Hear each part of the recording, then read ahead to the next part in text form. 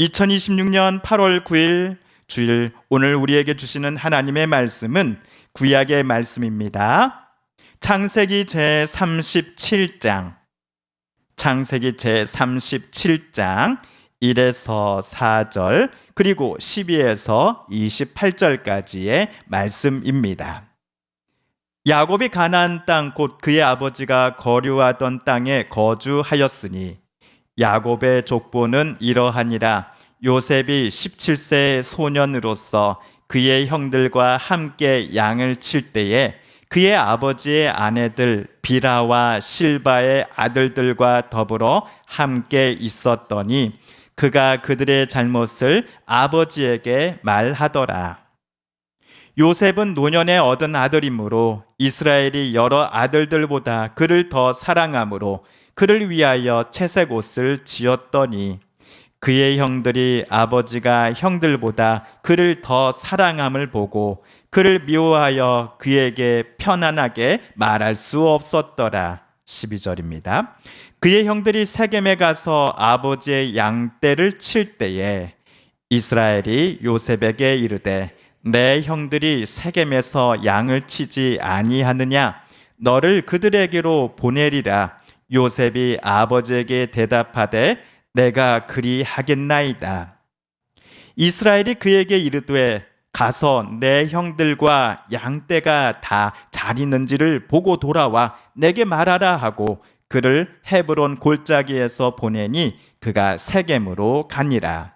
어떤 사람이 그를 만난즉 그가 들에서 방황하는지라. 그 사람이 그에게 물어 이르되 내가 무엇을 찾느냐? 그가 이르되 내가 내 형들을 찾아오니 청하건대 그들이 양치는 곳을 내게 가르쳐 주소서. 그 사람이 이르되 그들이 여기서 떠나느니라. 내가 그들의 말을 들으니 도단으로 가자 하더라 하니라. 요셉이 그의 형들의 뒤를 따라가서 도단에서 그들을 만나니라. 요셉이 그들에게 가까이 오기 전에 그들이 요셉을 멀리서 보고 죽이기를 꾀하여 서로 이르되 꿈꾸는 자가 오는도다. 자, 그를 죽여 한 구덩이에 던지고 우리가 말하기를 악한 짐승이 그를 잡아먹었다 하자. 그의 꿈이 어떻게 되는지를 우리가 볼 것이니라 하는지라. 루벤이 듣고 요셉을 그들의 손에서 구원하려 하여 이르되 우리가 그의 생명은 해치지 말자. 루벤이 또 그들에게 이르되 피를 흘리지 말라. 그를 광야 그 구덩이에 던지고 손을 그에게 대지 말라 하니 이는 그가 요셉을 그들의 손에서 구출하여 그의 아버지에게로 돌려보내려 함이었더라.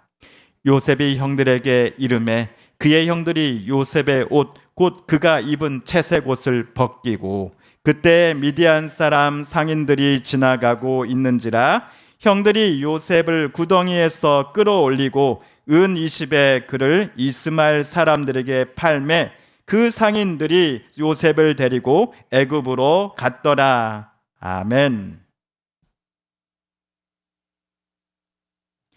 우리 서북교회는 올해 6월부터 주일 오전 예배 때 창세기 말씀을 묵상하는 중입니다. 6월 7일에는 우리가 창세기 12장을 읽었습니다. 하나님께서 하란 땅에 정착하여 잘 살고 있었던 아브라함에게 갑작스럽게 찾아오셔서 하나님께서 보여주실 땅으로 떠나라 라고 말씀하셨지요. 그 땅이 가나안 땅이었습니다. 그때 하나님은 아브라함에게 약속하셨습니다. 너로 큰 민족을 이루게 하겠다. 너의 이름을 창대하게 하겠다. 그리고 너를 축복하는 자에게 내가 복을 주고 너를 저주하는 자에게는 내가 저주하겠다. 하나님의 말씀을 맨 처음 들었을 때 아브라함은 상당히 당황스러웠을 겁니다. 그러나 성경은 이렇게 기록합니다.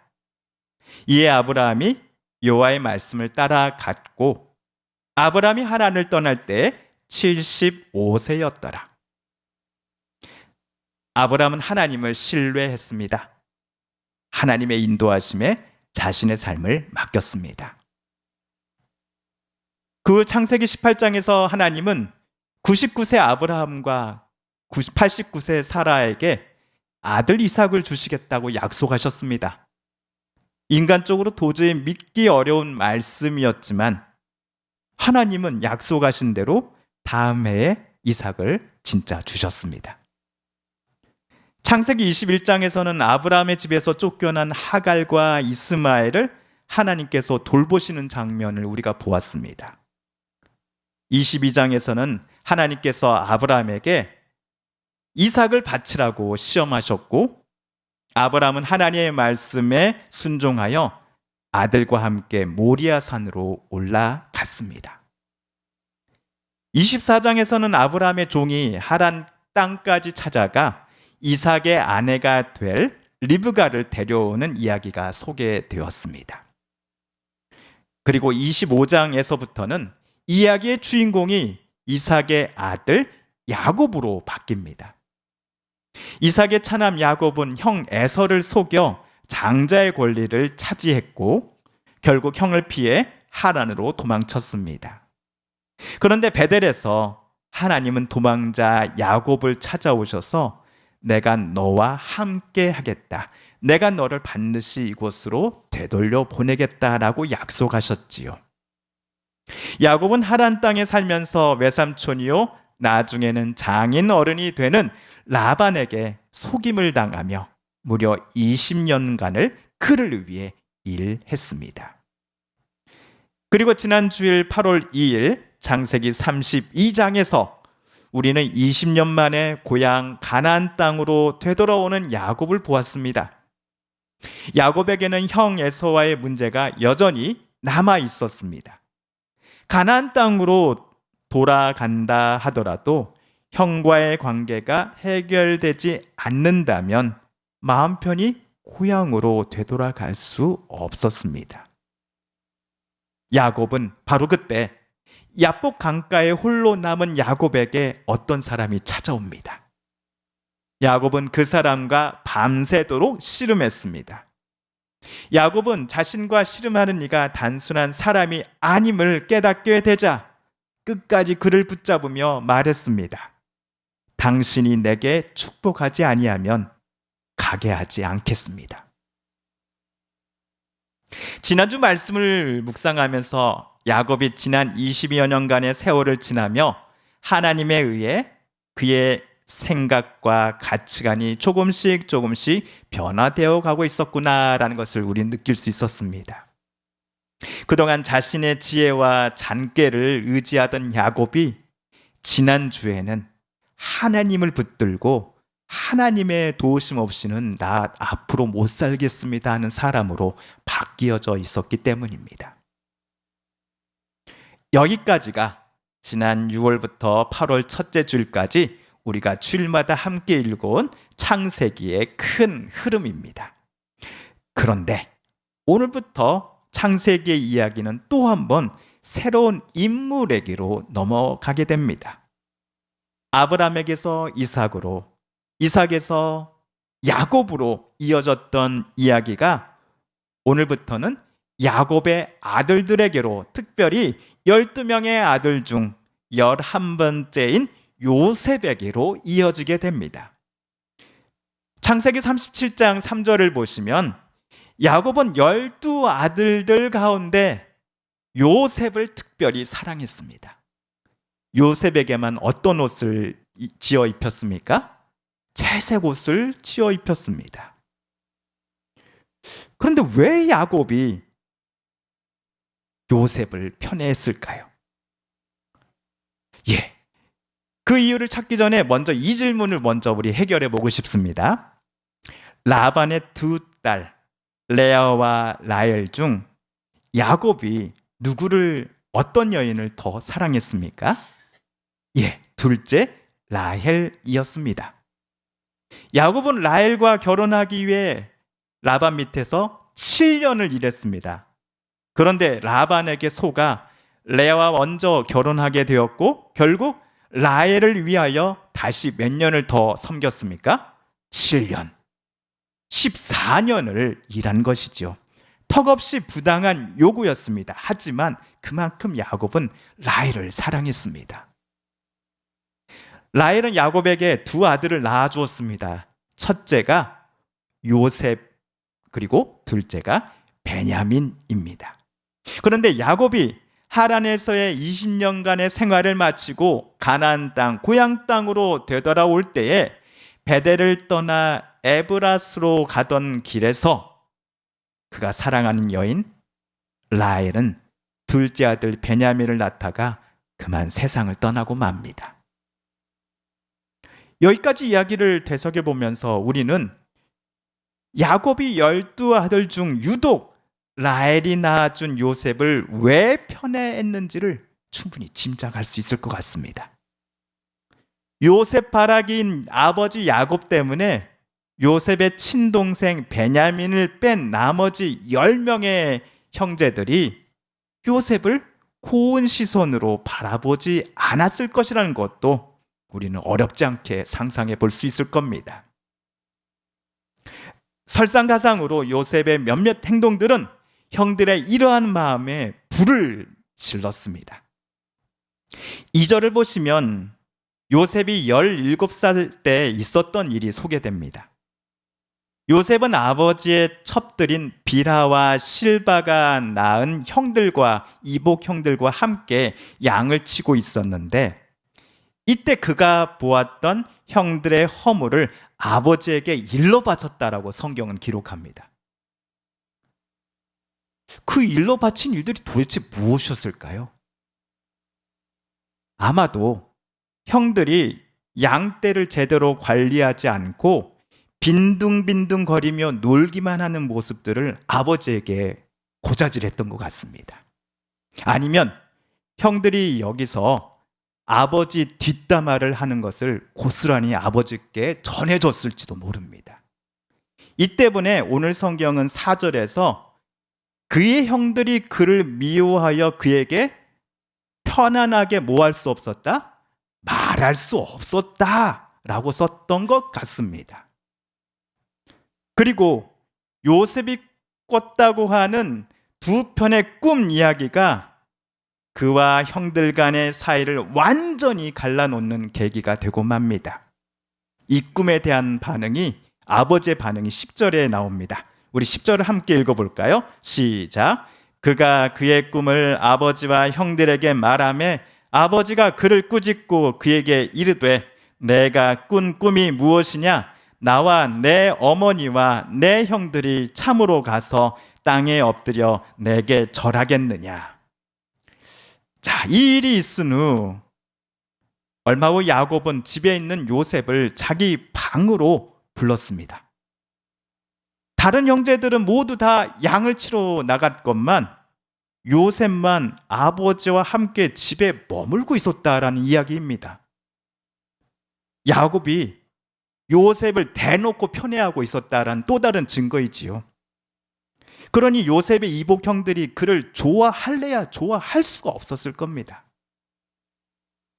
그런데 오늘 야곱이 요셉을 부른 데에는 이유가 있었습니다.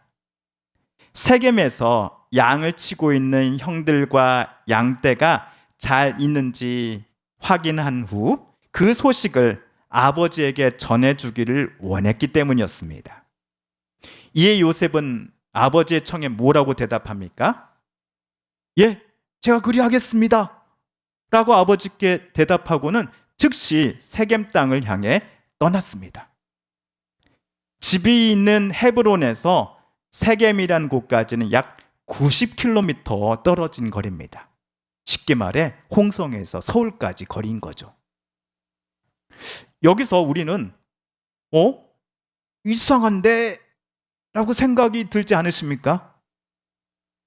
요셉은 형들이 못 입는 채색 옷을 아버지께로부터 받아서 입고 있는 유일한 자녀입니다.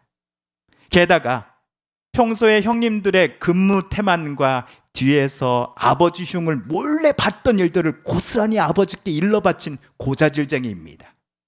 그리고 요셉 앞에 다른 가족들 모두가 엎드려 절을 하게 될 것이다 라는 것을 연상하게 만드는 꿈 이야기를 해서는 아버지까지도 분노하게 만들었던 가정의 평화를 파괴하는 사람입니다.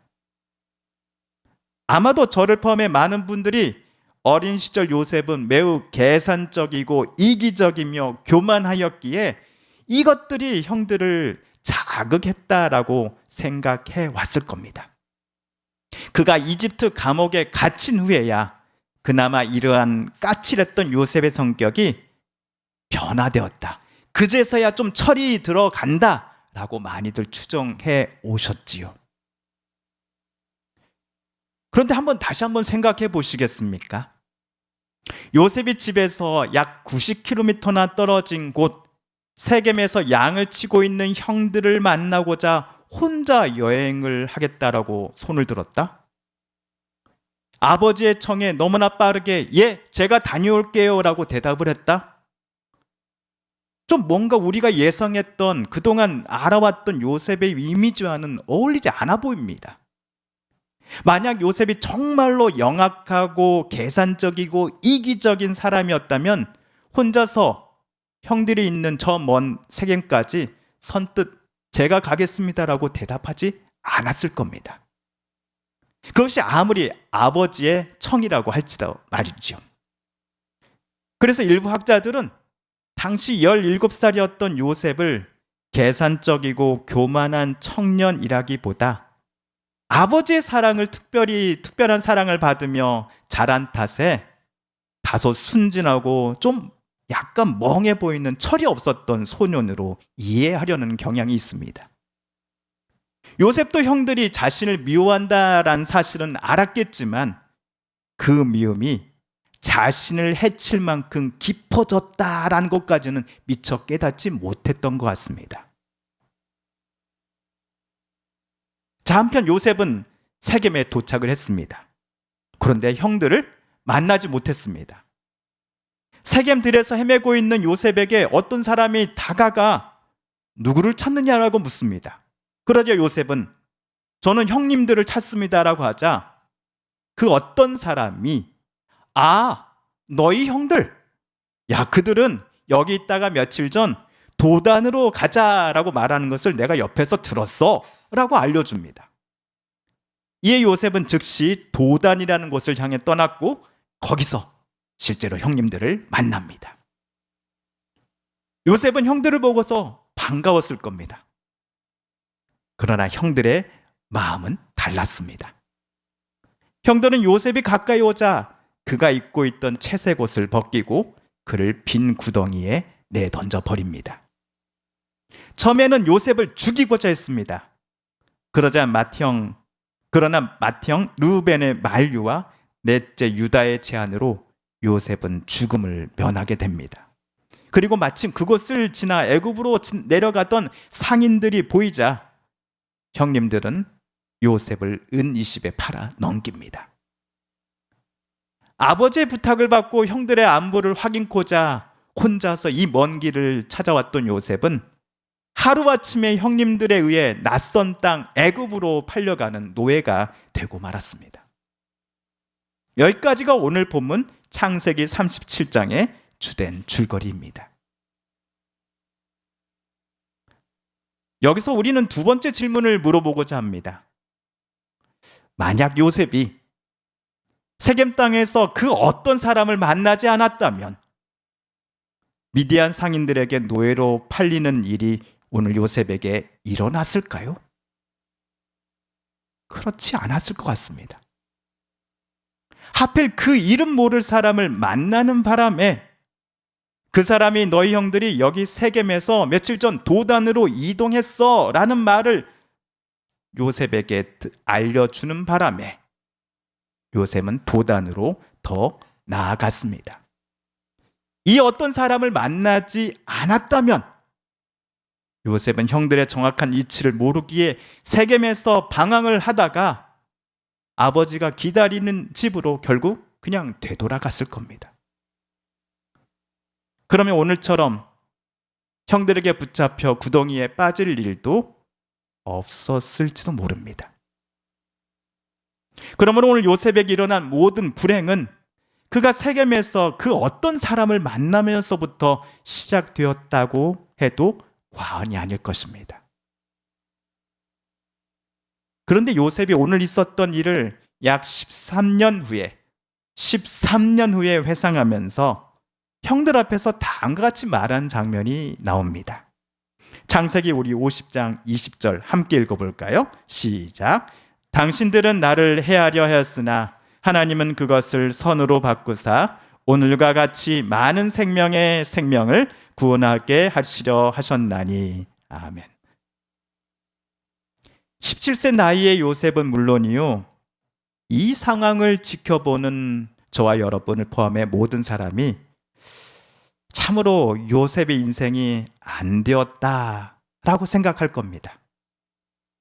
세겜에서 그 어떤 사람을 만나지 않았다면 이렇게 요셉의 인생이 소위 속된 말로 꼬이지는 않았을 터인데 하면서 말이죠.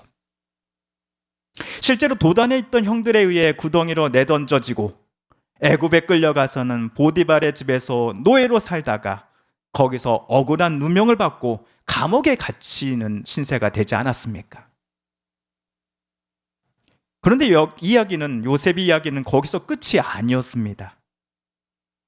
감옥에서 요셉은 술 관원장의 꿈을 해석했고 훗날 사면받은 관원장의 추천으로 파라오 앞에 요셉은 서게 됩니다. 그리고 파라오의 꿈까지 해석하면서 요셉은 30살의 나이에 애굽의 총리가 됩니다. 요셉은 7년 동안 곡식을 잘 저장해 두었다가 그리고 풍년의 시기가 끝나고 애굽과 주변 여러 나라가 극심한 가뭄과 기근으로 고통받기 시작할 때에 그는 수많은 사람들의 생명을 살리는 사람이 되었습니다. 그 가운데에는 그의 아버지 야곱과 형들 그리고 온 가족이 포함되어 있었습니다. 그렇다면 여기서 저는 제 세 번째 질문을 해보고 싶습니다. 만약 오늘 세겜에서 요셉이 그 사람을 만나지 못했다면 요셉이 총리가 될 수 있었을까요? 만약 세겜에서 요셉이 그 사람을 만나지 못했다면 아버지와 형님들 그리고 가족들을 그리고 주변의 민족들을 기근으로부터 구원해 줄 수 있었을까요? 유대교 전통은 오늘 요셉이 세겜에서 만난 그 어떤 사람을 천사 가브리엘로 보는 경향이 있습니다. 하나님께서 가브리엘 천사를 보내 요셉을 도단으로 나아가도록 인도하셨다라는 것입니다.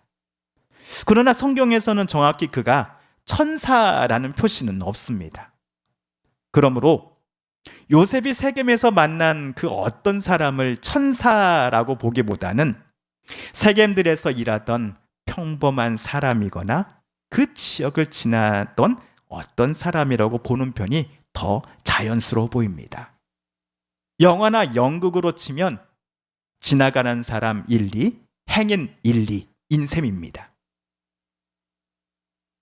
다만 어떤 이름 모를 사람에 대해 우리가 잊지 말아야 할 것은 이것입니다.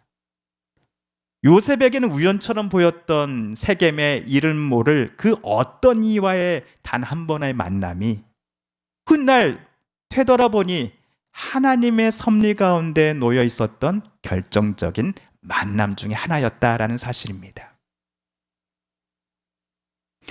우리가 인생의 어려운 시간을 보내고 있을 때 참으로 견디기 힘든 어렵고 긴 터널을 지나고 있는 듯한 상황에 처해 있을 때 우리는 자주 이렇게 하나님 앞에 말하였을 겁니다. 내가 이토록 힘든데 도대체 하나님은 나를 위해 무엇을 하고 계시는 겁니까? 하나님께서 나를 사랑하고 아끼신다면 나에게 즉각 찾아오셔서 나를 이 상황들로부터 꺼내주시고 내가 바라고 기대하는 방향으로 나를 데리고 가셔야 하는 것 아닙니까? 나를 그렇게 괴롭히는 사람들을 혼내주셔야 되는 것 아닙니까?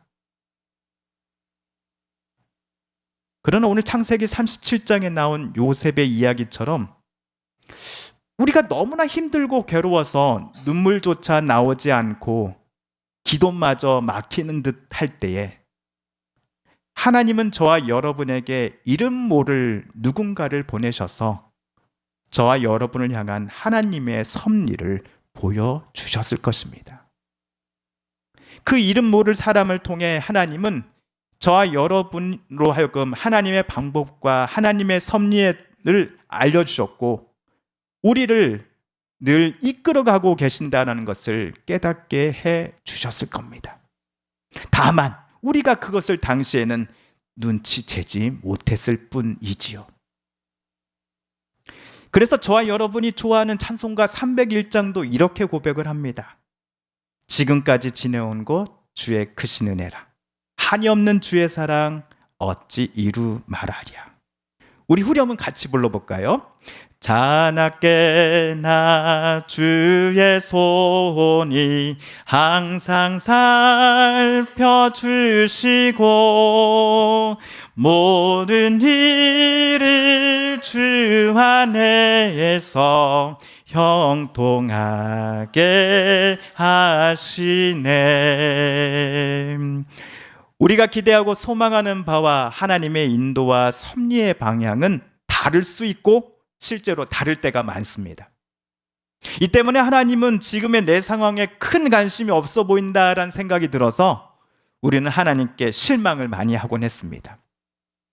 그러나 성도 여러분, 하나님은 우리를 절대로 홀로 내버려 두지 않으십니다. 우리가 미처 깨닫지 못하는 순간에도 하나님은 우리의 삶을 가장 선한 길로 인도하며 우리의 삶이 나 자신은 물론이요 다른 이들에게 기운을 북돋아주며 생명을 살리는 모습으로 바꾸어 가고 계신다는 것을 오늘 말씀을 통해 우리는 절대로 잊지 말아야 할 것입니다. 그러므로 오늘 또 내일 또 저와 여러분 우리 하나님만을 신뢰하십시다. 지난주 야곱처럼 하나님을 붙잡은 손을 절대로 놓지 마십시다. 하나님 내 삶을 붙잡아 주소서. 우리 자녀들의 삶을 지켜주소서. 우리의 생각이나 뜻, 바람이 아니라 하나님의 뜻과 바람으로 우리들을 빚어가 주소서라고 기도하고 하나님 앞에 나아가시는 저와 여러분 되시지 않으시겠습니까? 함께 기도하겠습니다. 선거 홍보 영상, 기업 홍보 및 기록 영화를 전문으로 기획, 촬영하여 제작하는 산여울 기획은 1등 제품을 2등 가격으로 공급합니다. 산여울 기획.